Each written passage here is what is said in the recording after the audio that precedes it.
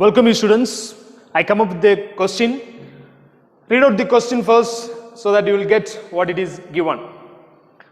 Find the resultant of the force system shown in figure and its position from A. This is the question and this is the exact picture given for us. Okay. So here there is a frame, or we can call it as a beam. Okay. It is moving from A to B, B to C, C to D. Just a beam. Their number of parallel forces are acting. Okay, non-concurrent forces, parallel forces are acting. One is 5 kilonewton, one is 6 kilonewton, 7 kilonewton, and 8 kilonewtons. Each of the force is far from one point, which the measurement that here it is mentioned. Okay, fine. So first to find what needs to be found. Find the resultant of the force system.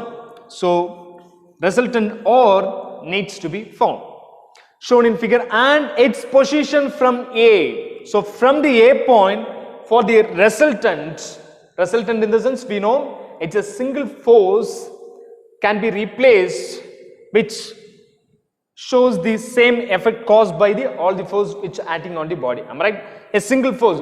For the resultant force, we need to specify the distance from the A, which is mentioned there. From the A, we need to specify the distance. So here the beam is horizontal. Here the beam is horizontal. So when you are specifying the resultant force, we need the x distance. With respect to x axis, what is the x distance? We need to specify it. So we need the position, we need to find the position here, especially x distance we need to find. We shall get into the solution part. You can get into the solution part. So first we shall start with the resultant. So resultant, here it is very easy because the force component acting on this body is only one. Am I right? All the things are vertical forces. There is no horizontal forces. Only a vertical force is acting here. Okay. So it is easy. Just do the calculation, algebraic sum of all the force acting on the body. That means we know the notations when we are coming across the vertical forces, the force which acting downwards, which is negative, and force which is acting upward, which is positive. Am I right?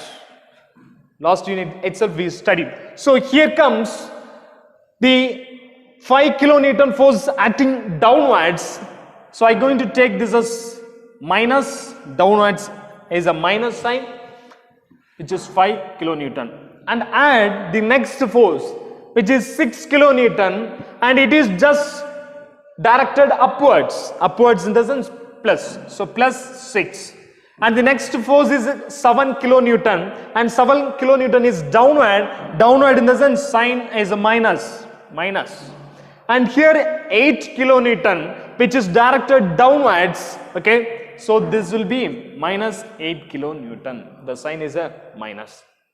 Just add it, you will get the answer as 14 kilonewton. Okay, minus 14 kilonewton.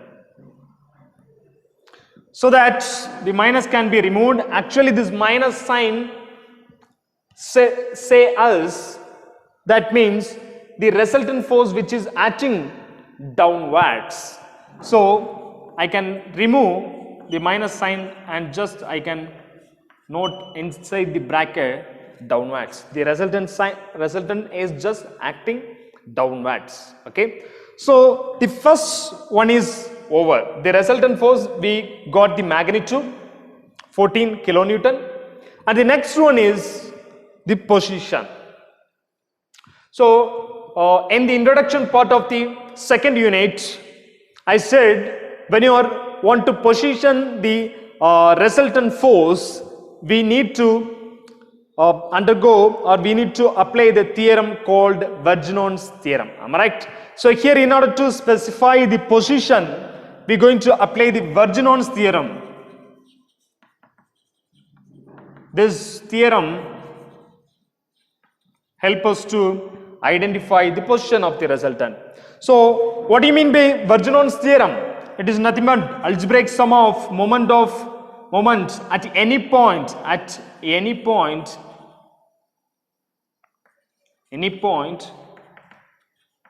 which is equal to what?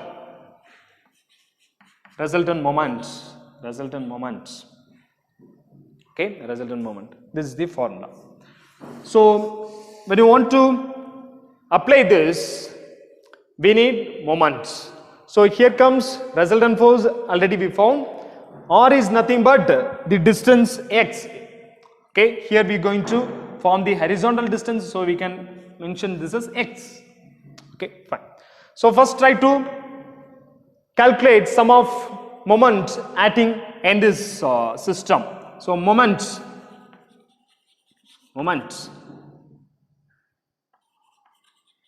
Here it is given, we need to find the position from A. Am I right? From A. So I am going to take moment about A. So sum of moment about A. What do you mean by moments? It's a product of force and its perpendicular distance, right? So here when you are taking the moment with respect to A, we have 5 kilonewton, 6 kilonewton, 7 kilonewton and 8 kilonewton. Each force we need to find the moment. So here comes the 5 kilonewton. What about the moment? I can say the moment of force which is acting in the A point is 0. Why? Because moment is nothing but force into distance, right? Force into distance. So when you are considering moment about A point, for the 5 kilonewton force, there is no perpendicular distance. It's with 0 distance. So its moment is 0. Directly you can mention 0, or else I can say 5 into 0, which denotes there is no perpendicular distance. Okay. So come to the second one, 6 kilonewton force, 6 kilonewton into its perpendicular distance. So what about the perpendicular distance? It is with the perpendicular distance 1 with respect to A. Am I right? So multiply with 1. What about the sign? Moment concerned, there is two direction, clockwise and anti-clockwise direction. So here this is how the beam is, and the force 6 kilonewton is just acting something like this, right? Like this. So what is happening? Because of this 6 kilonewton force, which this beam is just rotating in the anti-clockwise direction. Am I right? The direction is anti-clockwise. So what we have to do is, here this sign is minus. Then move to the 7 kilonewton. So here the force is 7 into its perpendicular distance. Perpendicular distance concern, we are taking the moment about A. So perpendicular distance concern from C to A, what is the distance? C to A, what is the distance? So here 1 plus 0.8 is 1.8, which is the perpendicular distance for this 7 kilonewton force. What about this sign? Just see, the beam is something like this. Here the 7 kilonewton force is acting downwards. So what happens to this beam? Just this beam rotate in which direction? Clockwise direction. So the sign is a positive. Sign is positive. Similarly, if you take the force 8 kilonewton force which is acting downwards, right? It is similar to 7. So I can say this 8 kilonewton force which is acting downwards, so it make the beam to rotate in the clockwise direction. So sign concern, just like a previous one, it's a plus. What about the perpendicular distance? We need to measure from D to A. Its perpendicular distance from D to A. So 1 plus 0.8 plus 0.7. What happens? We will get 2.5. 2.5.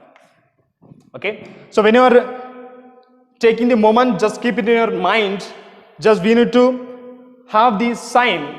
Okay. So sign concern, we just assuming when the beam is rotating in the clockwise direction, it's a positive. When the beam is rotated in the negative direction, then it is a in the anti-clockwise direction, the sign is a negative. Okay, so keep it in your mind. So if you do the calculation, just feed it in your calculator, you will get the answer for the moment about A, sum of moment about A, which is nothing but 26.6. So here you will get the positive value, and the magnitude of the moment is Newton meter. So here all the forces are kilonewton, so that we can specify it as kilonewton meter. Okay, so it's a positive, so that we can predict the moment about A for this force system gonna act in the clockwise. Since it is a positive, the moment gonna act in the clockwise. So you can specify something like this, right? So now moment we found, right? So that we can apply the Vergenon's theorem. So apply sum of moment about A is equal to the resultant moment here about X. We're going to calculate. So take it as X. So here the moment answer is 26.6, which is equal to R is 14 kilonewton into X. Can you able to identify the X? Cross multiplication, what happens? 26.6 divided by 14. So do calculation, you will get 1.9 meter. This is the distance in the X direction. Okay, so now we have calculated the X. Just the last step is representing. Okay, it's a result. So result.